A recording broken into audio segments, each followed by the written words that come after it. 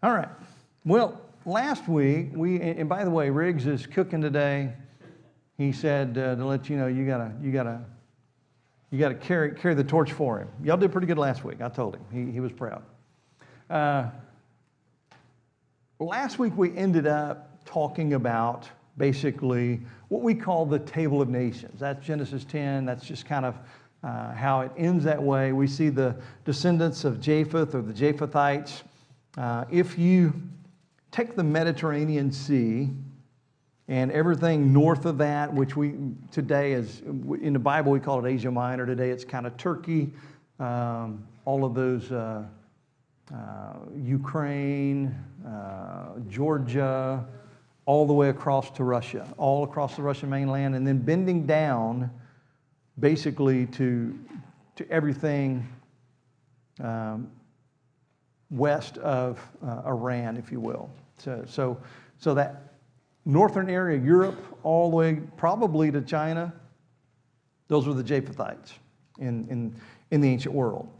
And then from Jordan up to the Japhethites and all the way down to the Arabian Sea, or what we would call the Arabian Peninsula, all that area, Persian Gulf on the northwest, or on the west, those were the Shemites. And then we had the Hamites in the African areas, including also, at that time, Canaan, the land of Canaan. They become the land of Israel. Now, we looked at that and we talked about these structures, and that all became true, but I want to remind you that we're still in Genesis 10. That hadn't happened yet.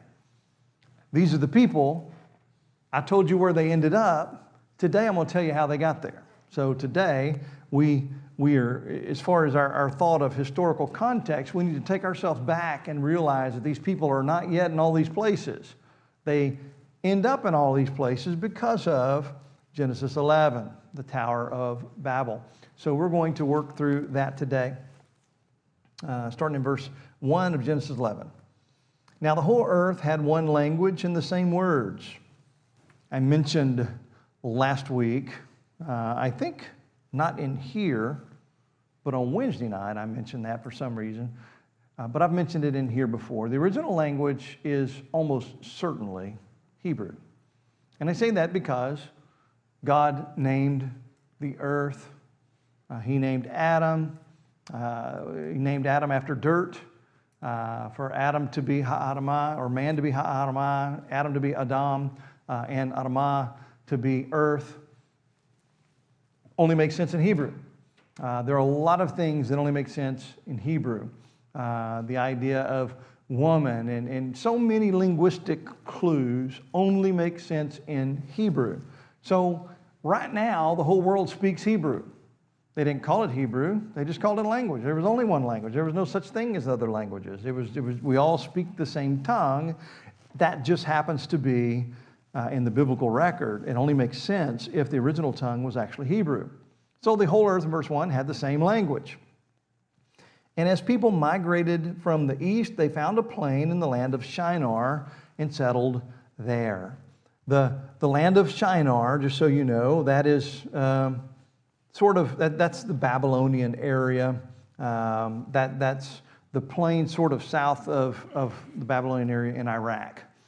This is where the Shemites ended up settling in the middle of the Arabian Peninsula there. So they settled in the plain of Shinar, and they said to one another, "Come, let us make bricks and burn them thoroughly." And they had brick for stone and bitumen for mortar. And they said, "Come, let's build ourselves a city and a tower with its top in the heavens. And let's make a name for ourselves, lest we be dispersed over the face of the whole earth." And the Lord came down to see the city and the tower which the children of man had built. And the Lord said, "Behold, they are one people, and they have all one language, and this is only the beginning of what they will do. And nothing they propose to do will now be impossible for them. Come, let us go down there and confuse their language, so they may not understand one another's speech." So the Lord dispersed them from there over the face of all the earth, and they left off building the city. Therefore its name was called Babel, because the Lord there confused the language of all the earth. And from there, the Lord dispersed them over the face of the earth. So I want to work through this in pieces. This is one of the most well-known and poorly understood stories in the Old Testament. Everybody knows about Babel, but it's poorly understood what's really going on here, what the offense is here, and that this is actually a rebellion that's happening. So I want to work through that. So first of all is our setting. Whole earth had one language, same words. People migrated from the east. They found a plain land of Shinar and settled there. So I want you to understand this section is using the law of recurrence. We go backwards to tell pieces of the story that we might have already gone past. We've already gone past to tell what became of these people. Now we're going back to tell how we got there. And so that's okay. So we're looking at an account of how exactly the Table of Nations, chapter 10, came to gather in the areas that we discussed. So at the time of the retelling, people are still fairly conglomerated together, but they are nonetheless migrating westward. And I say westward, and the text says, eastward, not westward, eastward, because from Turkey, Shinar is eastward. It's really kind of southeast. Turkey is up above the Mediterranean and maybe off to the side a little, below the Black Sea.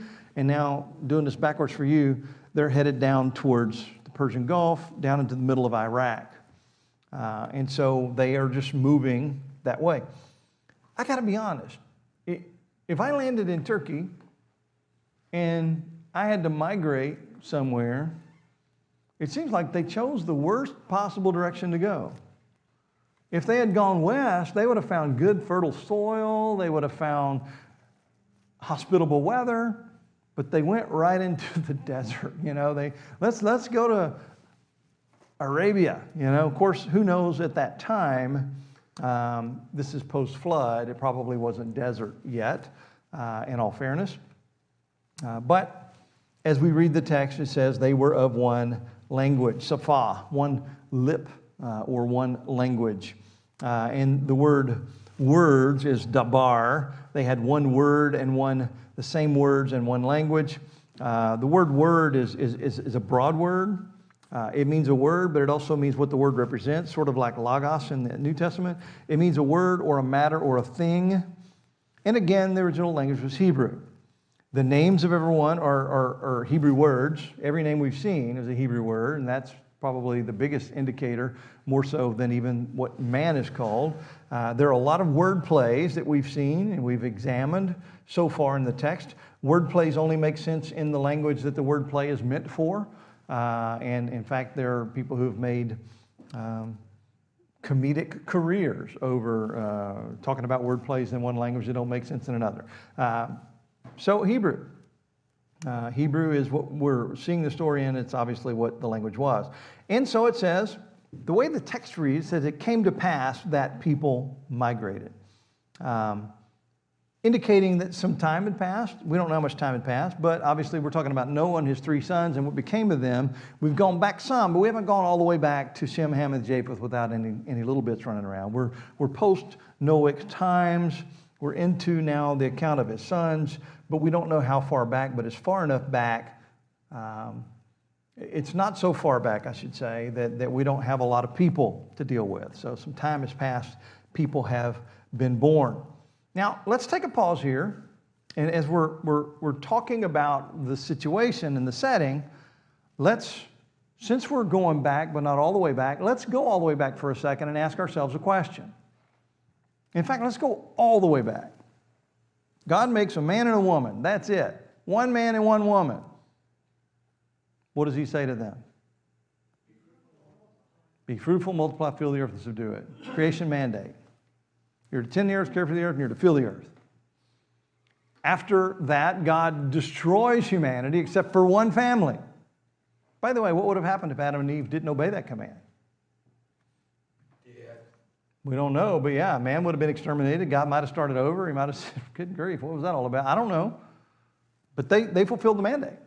So now we come to Noah's family, and Noah's family is told the same thing. a reiteration, a recapitulation of the creation mandate. Be fruitful and multiply. By the way, they did that well. Be fruitful and multiply. God sort of programmed that into us. You know, He made that process very desirable for people. So we never had trouble having babies. We've always been able to have babies. In fact, a lot of babies on this earth are born that nobody even really intended to be making babies, and it just happens. So we all know that story. So that part wasn't a problem. But be fruitful, multiply, and what? Fill the earth. How far have they gone on the earth at this point? A couple hundred miles, yeah. I mean, I don't know. I could put it on Google Earth and see, but maybe 800,000 miles, 1,200 miles, I don't know, but it's not very far. And what did they decide to do? That's the situation. Man who was told, be fruitful, multiply, build families, spread out, fill the earth, decided, we don't want to do that. We want to gather together and build a city. So they found a plain in the land of Shinar and settled there. That is the original offense of the occasion. They chose, rather than to fill the earth, to stop here and fill this place. The plain there is Bika. It means a valley. It's a split between two mountain ranges. You know what the idea there is. And so it seems that their intention was to find a place where farming would be good. That's good farmland. Again, today it's not. Today it's all sand. But presumably after the flood, it would have been good farmland. The lower the land, the better. Weather patterns, later created desert there. And frankly, desert gets created by the lack of attendance. In the Middle East today, and I've said this before, I've stood on Mount Hermon and looked out over. You got Israel here, you got Lebanon here, you got Syria here, and you can spot Israel. It's green. It's like there's the green line. And in fact, from Mount Hermon, all you see is orchards, just orchards, lemons and oranges, and just beautiful. And then you got gray mountains here and gray, dusty bowl of sand over here. That's because no one's working that land. No offense to those people. Maybe I'm sure they got beautiful, lush places elsewhere. But Israel really, really worked that desert of theirs and turned it into a beautiful place. Yes, sir. When we were there, it was amazing how green Israel was. Exceedingly. And again, but that's because they were working the land. That's what God said. Be fruitful, multiply, fill the earth, and to do it. They were there to work the land. And they're doing that creation mandate. And in Shinar, I'm thinking they probably did that at first, but they stopped spreading out, right? And so, yeah, but yes, it's stunning. Israel does not get the due they deserve for what they've done as a people. Because that place, pre-1948, pretty much a dust bowl, like the rest of the Middle East. They farmed it. They invented drip irrigation. The world didn't know anything about drip irrigation. No, Israel did that.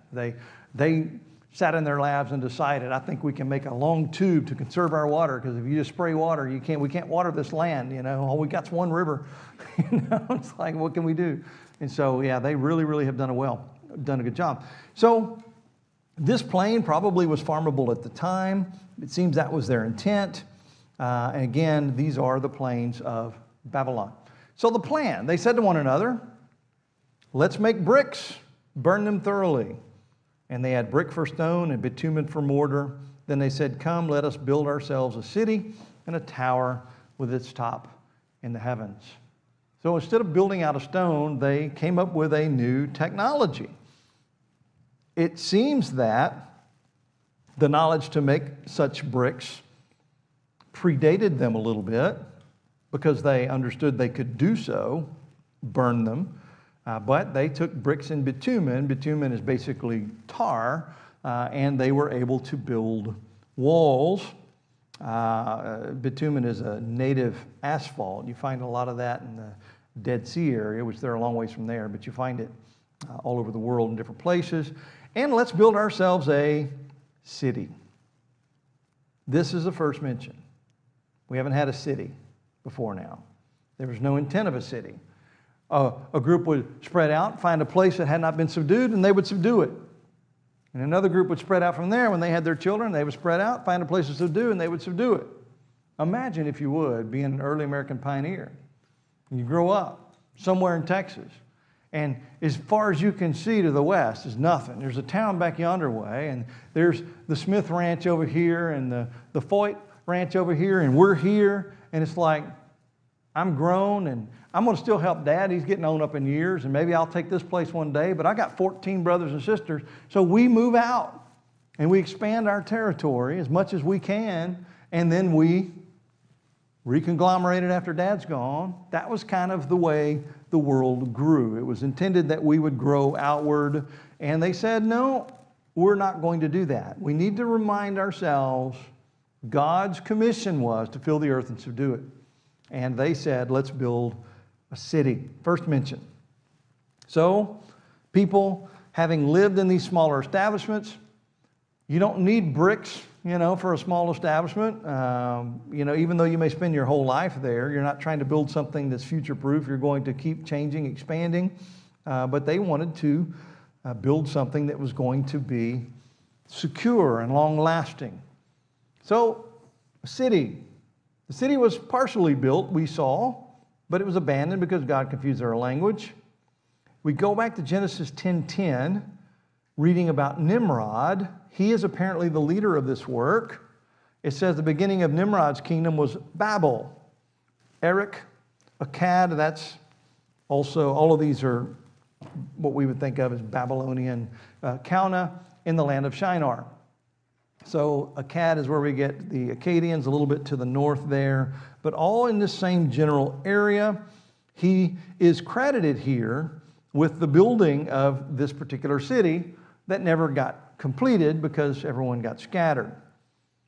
However, you know the name Babel, and you know the name Babylon, and yes, this city did ultimately get added to.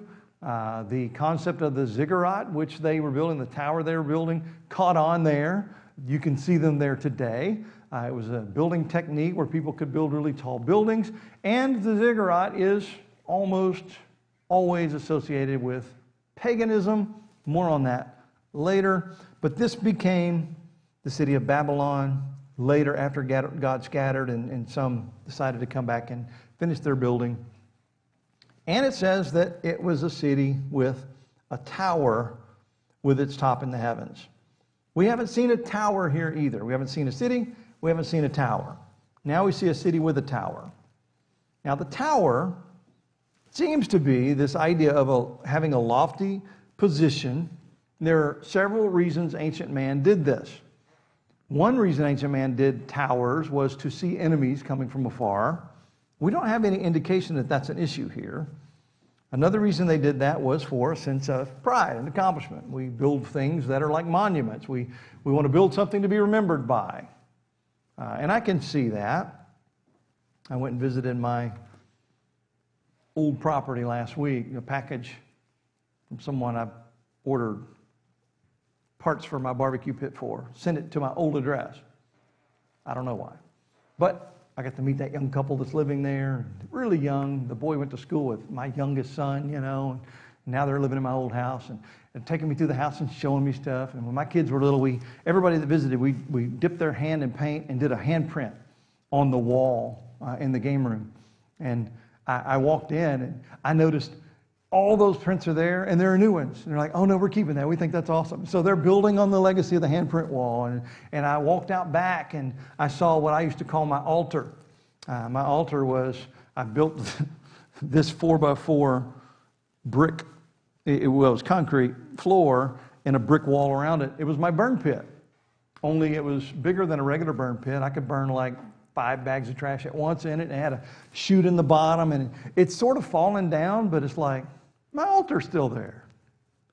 The handprints are still there. You go back, and it's like, the idea of legacy build, of course, there's a building there that I built too, but that's, just the idea of building something that'll last. We all want that. The thing I hate the most in this life is when I build something, then I have to move away from it. Always happens. Always. I planted apple trees in my front yard last year. And I'm like, that's it. I'm never going to eat an apple off those trees. I don't even know if they're going to make it, but if they did. So I get it. The idea of building something that's going to last, the idea of wanting to settle, the idea of wanting to work together here, but they are going against God's intent. He wants them to spread out. He wants them to subdue the earth. He wants them to fill the earth. They want to stop, build a tower. Don't know for sure why, but it seems to be from the rest of the story of Scripture, particularly Revelation, which calls Babylon, Revelation 17, the great harlot, and verse 5 calls her the mother of harlots, which means that harlotry, and in that understanding, is not the type of harlotry you think of in the physical realm. It was spiritual harlotry. This is the idea of idolatry, that Babylon was the home of idolatry. Yes, indeed, that is what happened historically. We don't see all of that here, but don't forget, by the time Genesis was written, a lot of time's already passed. They already knew this. They already knew what became of Babylon. They already knew the disposition of the Shemites and the Hamites and the Japhethites, and the fact that they were of, this Syrian descent, and never had they lived in the Promised Land, and all of that stuff is kind of known. So building some history that we don't get in the text that might have been assumed by the original audience, we know some things about Babel. Babel was to become Babylon. At the time that Moses writes this, it is Babylon, but it's not the Babylon that later carries them into slavery. That Babylon was the work of later kings. But we do have in the area other powerful kings that had built Babylon at an earlier glory. And so, but the idea of what Babel is, what Babel became, the idea of it being a place of spiritual harlotry or a place of idolatry is known. So, yes, Babel in the Hebrew, or Babel as we say in English, it has a meaning. And the name that they named the city, Babel, they said they called it that because of the language, and the word Babel took on new meaning after that because of the confusion of the language. We talk about someone babbling, but the original Hebrew word means gate of God. That's helpful. So if you're building a city, the idea of the city, the name of the city, the ziggurat you're building in the tower in the city means gate of God. Now we're starting to flesh out, not only are we rebelling from God who said spread out, subdue the earth and fill the earth, we're going to build a city, but we're also building a place on it that's named Gate of God. So maybe it's like we want to be close to God. Well, that's not what the scriptural account tells us. No, we don't learn it all here, but we learn through the rest of Scripture that no, this became the first significant center for idolatry. The God they're trying to build their tower to is not the God of heaven. The God of heaven said, fill the earth and subdue it and spread out. They're saying, we're going to build bricks and we're going to build up and we're going to stay right here. They're rebelling against God. So from the name of the city and its tower, the idea they are in pursuit of the gate of God. Now that can be understood a couple ways. One way is we're trying to compete with God's glory by building something of our own glory, a very satanic approach, by the way. That was the original sin. Another idea is that this God that we speak of here isn't the God of heaven, but other gods. So the perceived purpose of the tower with its top in the heavens was, some argue, the study of astrology to help them with that. I don't know in that day and age that really helps that much. You're not getting that much closer, but they didn't probably know that. They probably thought they could reach the stars if they built enough, not having the view of the universe that we later understood. But the long story short, we know more about what happened later about the intent of now than anything else. And what happened later was Babylon became the first significant center for idolatry.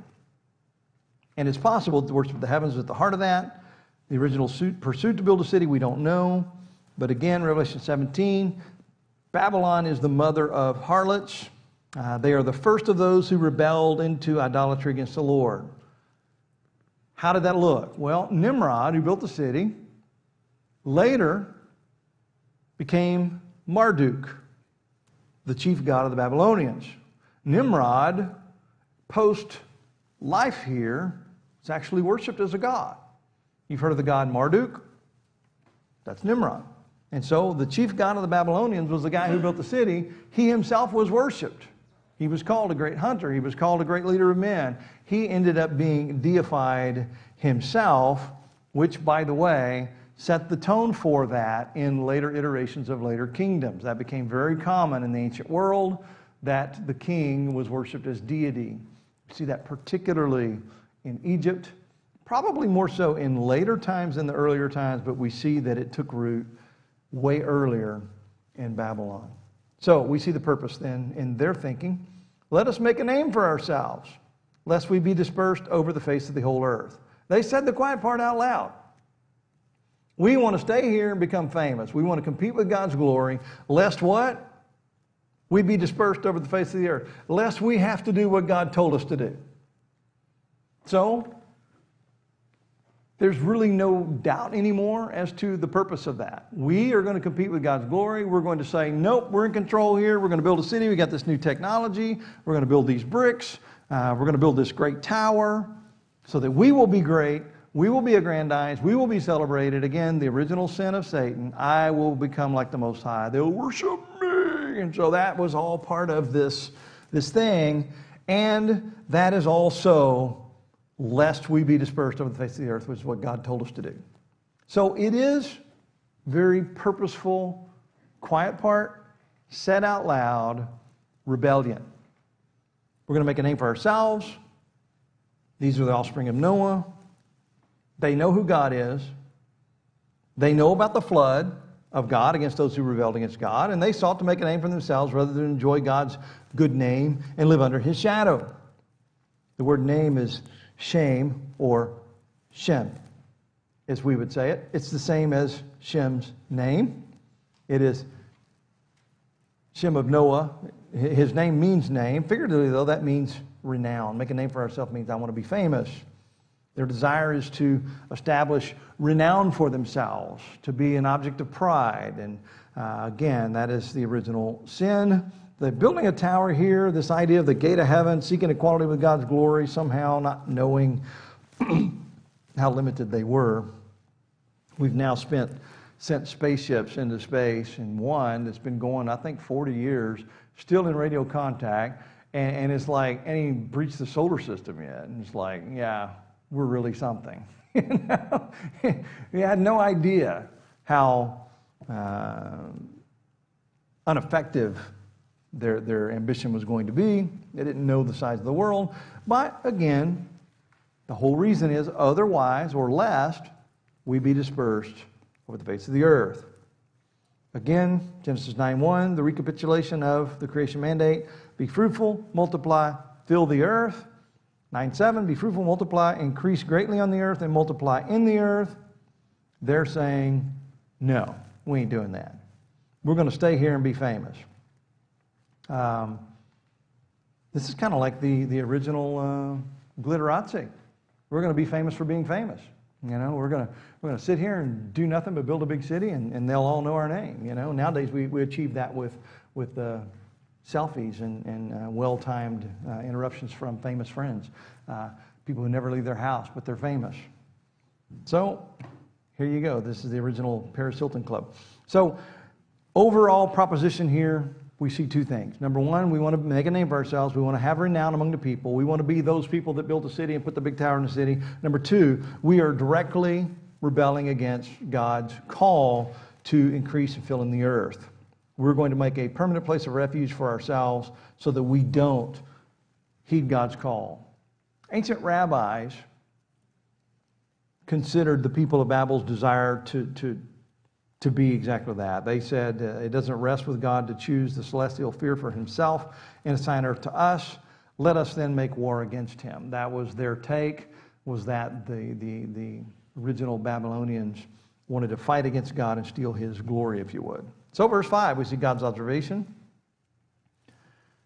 The Lord came down to see the city and the tower. We see that language a lot in the Old Testament. Does God need to come down to see what's going on the earth? Of course not. He's omnipresent. He's everywhere. He doesn't literally have to come down. That's an anthropomorphism. We see that all through the Scripture. Anthropomorphisms are literary devices that help us to see God as more man-like than he is so that we understand him better. At the point of this writing, God's omniscience, God's omnipresence, all of God's omnis were not yet well constructed in the biblical narrative. We see in the Garden of Eden, for example, same book, only 10 chapters back, Garden of Eden, God walks in the garden and he says, "Where are you?" We see those anthropomorphisms for ancient man to understand, that God is there, he's seeing. We learn later about all of his great attributes, non-communicable attributes of his glory, his omnis. But here we see that God comes down and sees the tower and the city, which the children of man had built. That's Ben Adam. Sons of Adam or the sons of man is the way that translates.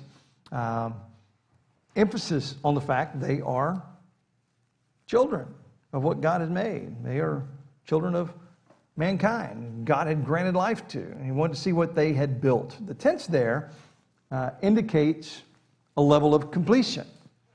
Now, they're not totally done, but I think that the tower is at a level of completion, and the city is not yet at a level of completion, and it's going to be referred to shortly as an abandoned project. So it seems the city and the tower were well on their way. When God confused the language, he let them get some work done.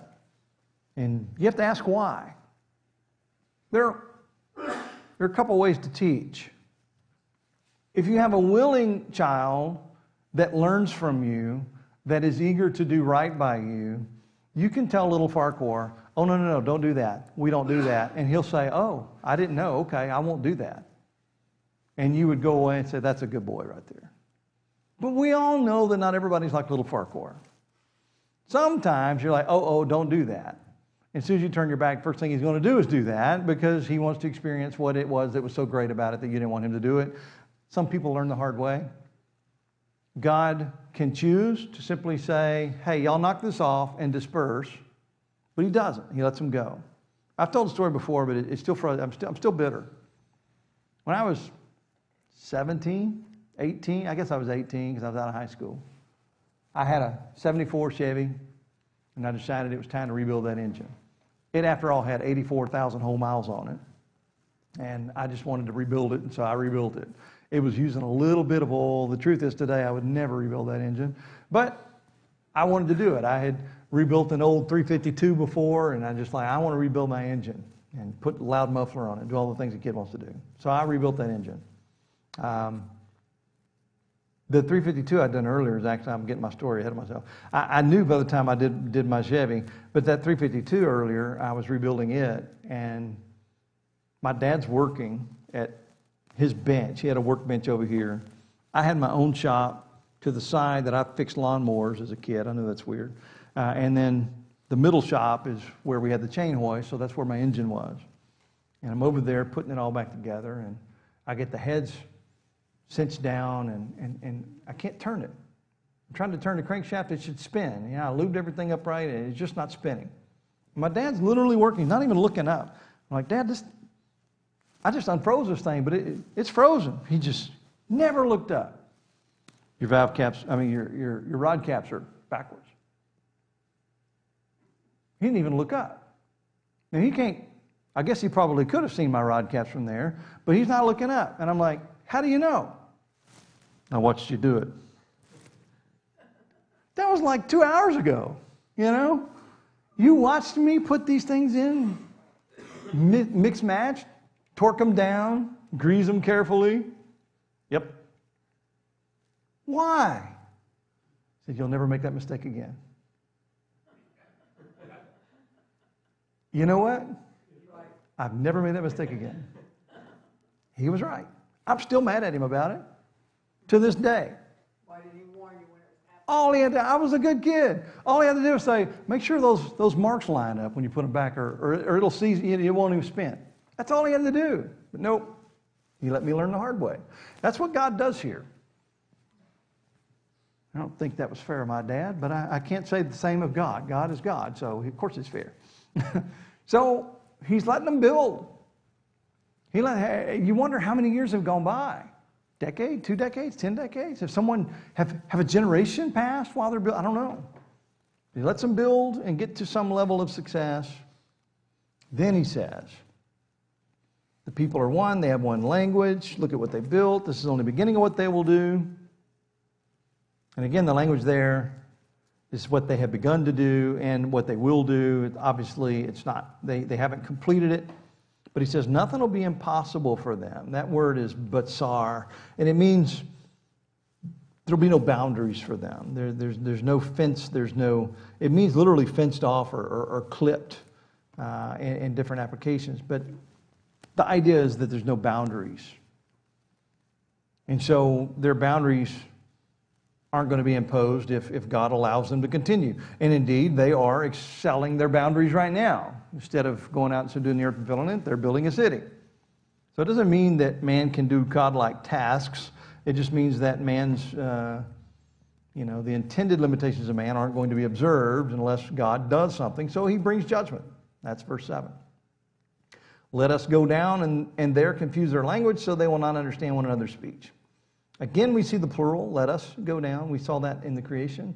Let us make man in our image and our likeness, let us make him.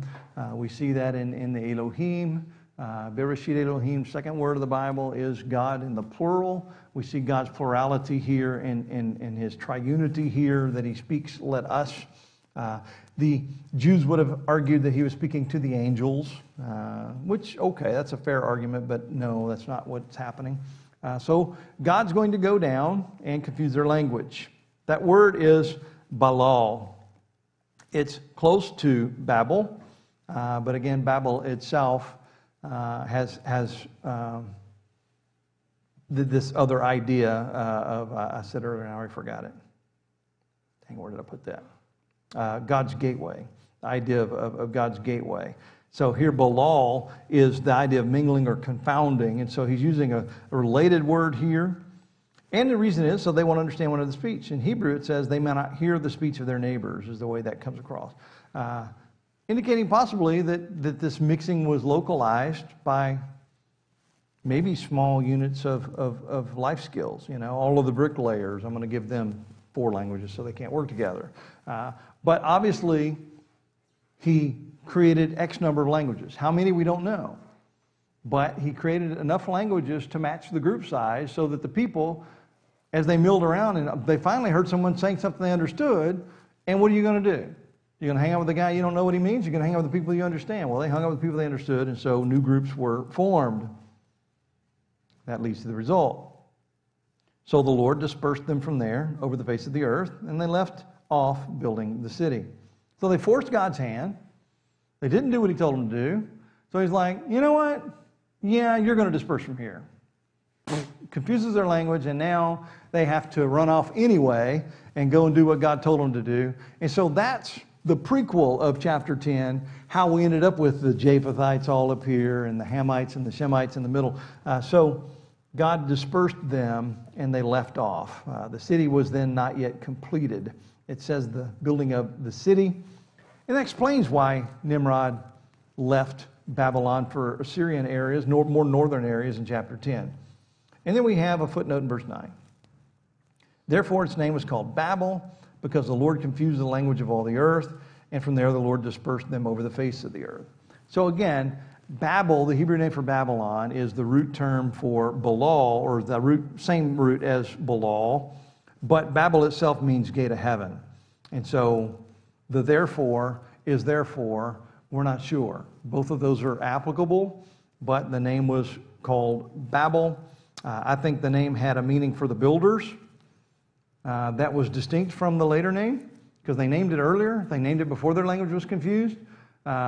Maybe they did call it, Babel, and Balal's a little closer, but history called it Babel with a nod to the fact that And the way it works linguistically is the gate of heaven sort of became the gate of confusion, if you will.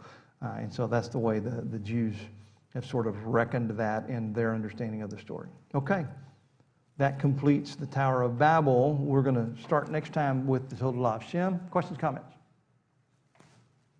Yes, sir. No. You have been done a man, one man, and one woman. Mm-hmm. Well, for knowledge,